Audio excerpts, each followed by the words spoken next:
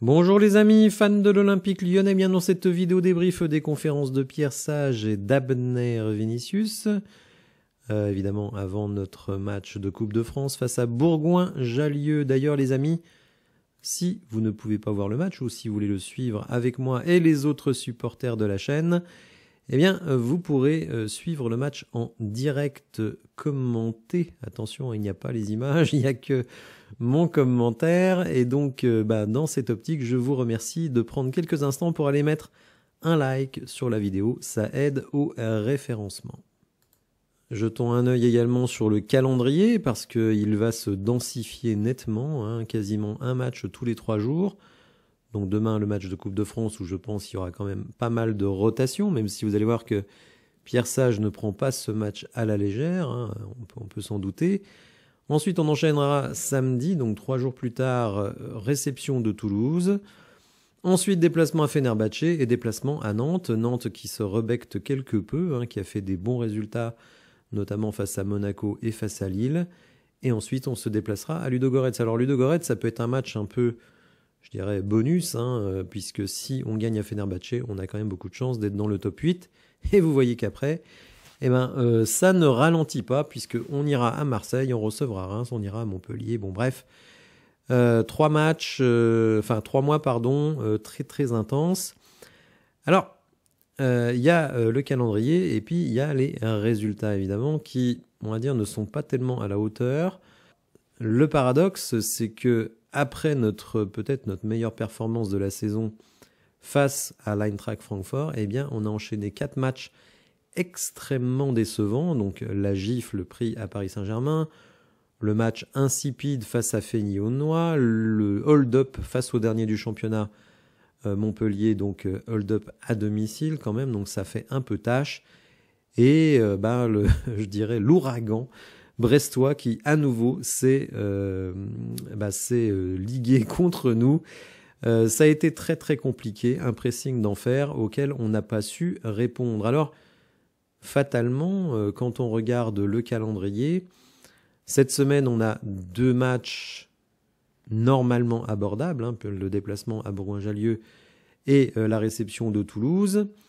Et quand on combine les 4 derniers matchs et les 2 qui viennent, autant vous dire que Pierre Sage, il doit absolument s'imposer, et je dirais avec la manière.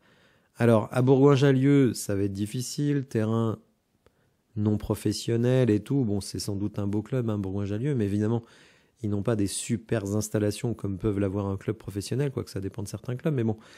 Et la réception de Toulouse, qui est absolument essentielle, puisque vous allez le voir au classement. Alors certes, des équipes devant nous ont fait du surplace, ont pris qu'un seul point, comme Lille et Monaco, mais Nice est passé devant nous et Lens se rapproche. Et vous voyez que Toulouse est à 4 points, donc s'ils venaient à s'imposer, ils reviendraient eux aussi à 1 point. Donc mine de rien, on n'a pas su profiter des faux pas, si on peut appeler ça des faux pas de Monaco et de Lille. On voit que Marseille est désormais très loin, 8 points d'avance et un meilleur goal average. Le Paris Saint-Germain, j'en parle même pas. Donc finalement, pour se qualifier directement pour la Ligue des Champions, certes, on est à mi-saison, il y a encore beaucoup de matchs, il reste 17 matchs, mais on voit que, alors oui, on est à 3 points de Monaco, qui, on va dire, avance qu'à 1 cas. Nice, on voit qu'il y a des limites, même s'il se rebecte bien en championnat. Et Lille, un peu une petite crise interne où Bruno Genesio a piqué une gueulante contre ses joueurs en disant que selon lui, il y en avait beaucoup qui devraient partir s'ils ne veulent plus jouer pour le LOSC. Donc, une situation, on va dire, pas dramatique, donc seulement 3 points avec Monaco, mais quand même une situation tendue. Alors, John Textor, vous le savez hier, était invité de Jérôme Rotten sur RMC. Alors déjà, on voit que selon lui, il dit « Je pense que coacher n'est pas si compliqué que ça ». On apprend quelque chose. Moi, je pense que le coaching, c'est un job extrêmement compliqué, surtout à l'Olympique Lyonnais, où vous avez quand même beaucoup d'interventionnisme qui vient d'en haut. Donc bon, pour lui, en tout cas, c'est pas si compliqué. Il dit aussi concernant Pierre Sage, qu'il va rester tant qu'il gagne. Donc c'est pour ça que je dis que cette semaine, Si par malheur pour Pierre Sage, il ne gagnait pas face à Toulouse, ça commencerait à être assez tendu pour lui. Alors je ne raconte même pas s'il y avait une contre-perf face à Bourgoin. Hein. Et un petit peu plus tard dans l'interview, donc dans un premier temps, il dit ne peut pas rester s'il ne gagne pas, et il restera aussi longtemps qu'il continue à être dans l'alchimie du groupe, de l'équipe, etc. C'est-à-dire que même s'il y a des victoires, un peu comme celle de Montpellier, si on voit qu'il y a un problème d'alchimie entre les joueurs, le coaching staff, la présidence, etc., voilà, il pourrait se passer quelque chose pour lui. Donc quand même pas un soutien, je dirais, sans retenue pour Pierre Sage. Donc attention, mine de rien, on se dit Bourgoin, Toulouse, 2 matchs tranquillos, demi-saison. Mais en fait, je pense que pour Pierre Sage, ce sont des matchs presque charnières, c'est-à-dire qu'il a une obligation de résultat, et s'il n'obtient pas les résultats, je pense que ça pourrait devenir compliqué pour lui. Je ne le souhaite pas, mais bon, je regarde ce que dit le propriétaire et je me dis, ça devient tendu pour Pierre Sage. Alors, l'objet de la vidéo, enfin, après une introduction interminable, Abner Vinicius qui est passé en premier, qui nous a pas régalé, ça c'est moins qu'on puisse dire. Il s'est repris, puisqu'à un moment donné, il dit « On vit quelques petites perturbations, mais le groupe reste uni. » Alors, on lui a dit « Ah bon, quelle perturbation ?» Il s'est dit « Oh là là, je crois que j'ai dit une bêtise. » Donc, il a dit que la petite perturbation, c'était les mauvais résultats. Hein, bon, bref. Donc, il s'est rattrapé, et puis il a dit que la seule solution, ça reste le travail. Contre Bourgoin-Jallieu, on ne doit pas se sentir supérieur. Tous les joueurs qui sont à ce niveau-là ont des qualités. On lui a demandé sur son temps de jeu, est-ce qu'il perdait pas un peu le rythme, et puis il dit, non, de toute façon, celui qui joue donne le meilleur. Évidemment, j'aimerais jouer davantage, mais comme tous les joueurs. On lui a demandé ce qu'il avait noté des progrès depuis son arrivée, et il dit, rien en particulier, mais je pense que j'ai plus d'intensité dans mon jeu, et je suis plus fort mentalement. Alors c'est marrant parce que moi, personnellement, intensité et Abner, je ne mettrais pas les deux dans la même phrase. Bon, si vous suivez la chaîne, vous savez que je ne suis pas un idolâtre d'Abner. C'est même plutôt le contraire. Il avait bien débuté, il faut le dire, c'est la vérité. Mais depuis, moi, je trouve qu'il ne montre pas grand-chose. Même si parfois il a eu quelques bonnes intuitions offensives, il ne me rassure pas. Mais pour tout vous dire, comme pas beaucoup de joueurs de notre défense ne me rassurent. Pierre Sage est arrivé ensuite et finalement, à ma surprise, il a quand même été très très peu interrogé sur les suites du match contre Brest, qui a quand même été compliqué pour nous. On en a un tout petit peu parlé, mais finalement assez peu. Alors il nous a dit que tout le monde était disponible, sans doute aussi Wilfried Zaha. Vous savez, John Textor estime que Wilfried Zaha mérite, non pas il doit jouer, il mérite de jouer. Donc peut-être jouera-t-il demain, ça ne me surprendrait pas, sauf évidemment s'il est en instance de départ. On l'a d'abord interrogé sur Cacré. Il a dit que Cacré avait connu un beau parcours chez nous, mais il a un début de saison difficile. Il affichait pourtant de bonnes dispositions depuis la reprise, donc je pense qu'il aura de bonnes perspectives assez rapidement. Justement, le départ de Cacré et d'une certaine manière d'Anthony Lopez montre quand même que, on va dire, le clan des Lyonnais, mais pas dans une vision péjorative clan des Lyonnais, se réduit. Donc Pierre Sage considère quand même qu'il y a des joueurs qui perpétuent un peu la tradition lyonnaise à l'Olympique Lyonnais.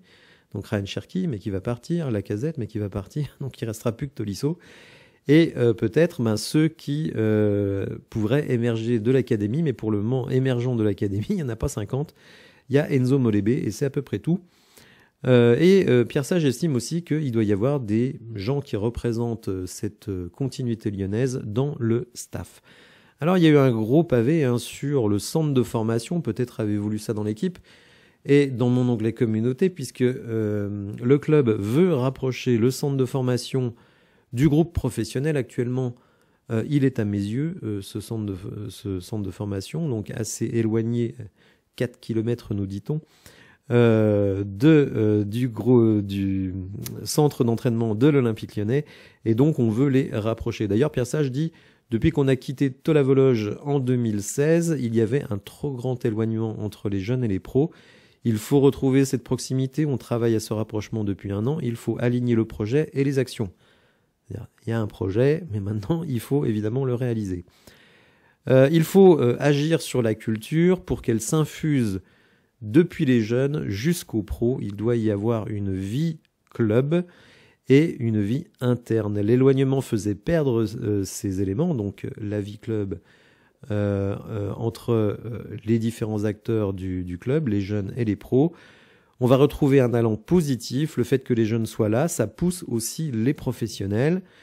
Non pas parce qu'ils se sentent menacés, mais bon, quand vous savez que vous êtes regardé par les jeunes, vous êtes peut-être plus investi dans ce que vous voulez faire. Quand ils sont intégrés, ces mêmes jeunes, dans les séances d'entraînement, ça pousse aussi les pros à montrer qu'ils ont encore bien leur place. Donc c'est une dynamique positive. Il trouve, Pierre Sage, que depuis 2016, on a constaté qu'il y a moins de joueurs qui sortent donc du centre de formation pour devenir professionnels et intégrer l'équipe 1.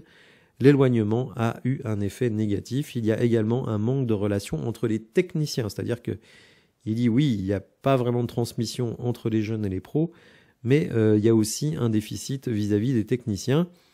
Donc Pierre Sage voit ce rapprochement comme quelque chose de très très positif. Alors, si on veut rentrer un petit peu dans le détail, John Textor veut vendre mes yeux à Michel Kang, qui aimerait bien y construire un stade. Le problème, c'est qu'une partie des terrains, je parle de foncier, pas des terrains de football, des terrains qui se trouvent à mes yeux appartiennent à la commune avec ce qu'on appelle des bails amphithéotiques. Alors, désolé pour le nom, mais c'est des bails très longue durée, 99 ans. Et donc, on peut pas faire ce qu'on veut, évidemment, puisque le terrain ne vous appartient pas. Donc, Michel Kang, si elle veut construire un stade à la place du centre de formation actuel, il y a quand même encore beaucoup de chemin à faire. Bon, bref, petite digression pour dire que voilà, tout cela est loin d'être fait. Alors, on l'a interrogé sur Bourgoin-Jallieu, puisqu'il s'agit quand même d'un derby.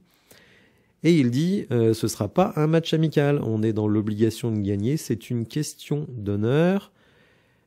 On lui a demandé, mais quand même, les joueurs, est-ce qu'ils vont pas être, excusez-moi pour la notification. Bref, est-ce que les joueurs ne vont pas être, on va dire, un petit peu en manque de motivation de jouer une équipe de National 3, donc de 5e division? Et il nous dit, non, en plus, la défaite à Brest rend la motivation naturelle. On a besoin de prouver quelque chose, de montrer un autre visage. Il dit, malgré tout, on va jouer à l'extérieur. Il y aura de l'engouement puisque les places se sont vendues extrêmement vite. Donc il ne faudra donner aucun espoir à l'équipe de Bourgoin-Jallieu. Il note aussi que dans ce type de match, il y a des éléments qui nivellent les valeurs entre une équipe pro et une équipe de nationale, le terrain, la qualité du terrain, la surmotivation pour ces joueurs-là de jouer contre des pros, le public bien entendu, c'est à nous d'être plus forts et leur donner peu d'espace et peu d'espoir.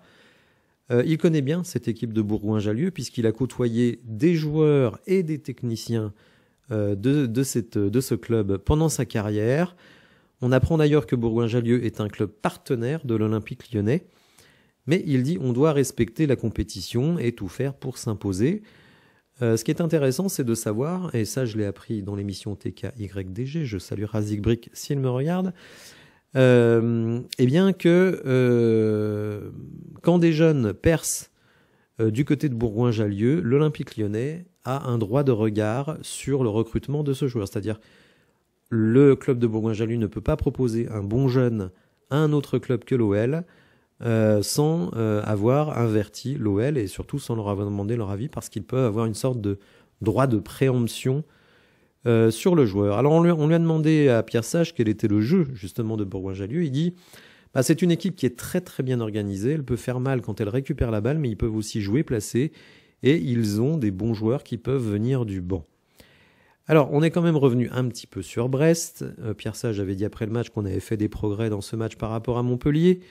Et on lui a demandé où se situaient ces fameux progrès. Donc il dit on a été beaucoup plus dans l'initiative quand on a été mené 2-0. Alors oui, s'il faut attendre d'être nommé 2-0 pour prendre l'initiative, c'est quand même un petit peu inquiétant. Il dit en même temps, on s'est découvert en prenant des initiatives et ça nous a mis en difficulté. On aurait pu prendre des buts, mais on aurait aussi pu égaliser. Il note qu'en fin de match, la transition entre la défense et le milieu de terrain ne se faisait pas. On s'est désorganisé vers le bas, mais il considère que ça n'a pas de rapport avec ce qu'on a vu face à Montpellier.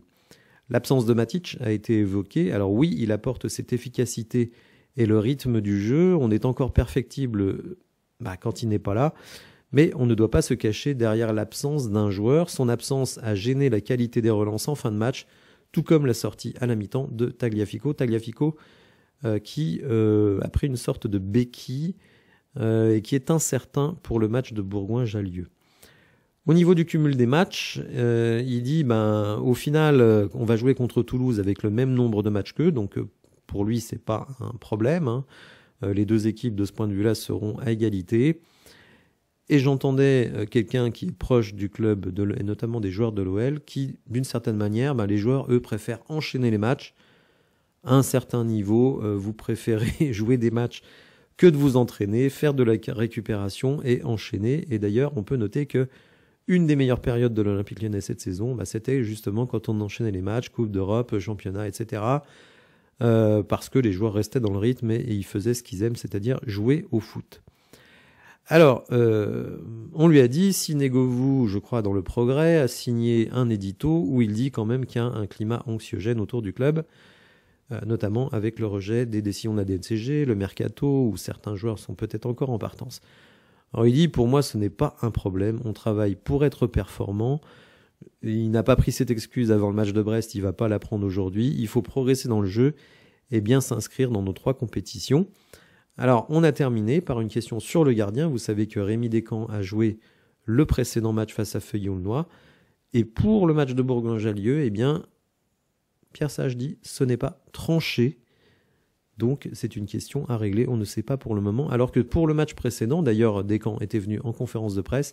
On savait que c'était Descamps qui allait jouer. Voilà les amis, j'espère que cette vidéo vous aura intéressé. Si c'est le cas, n'hésitez pas à la liker, à vous abonner à la chaîne, à activer les notifications. Et je vous dis à bientôt pour de nouvelles infos. Merci, au revoir.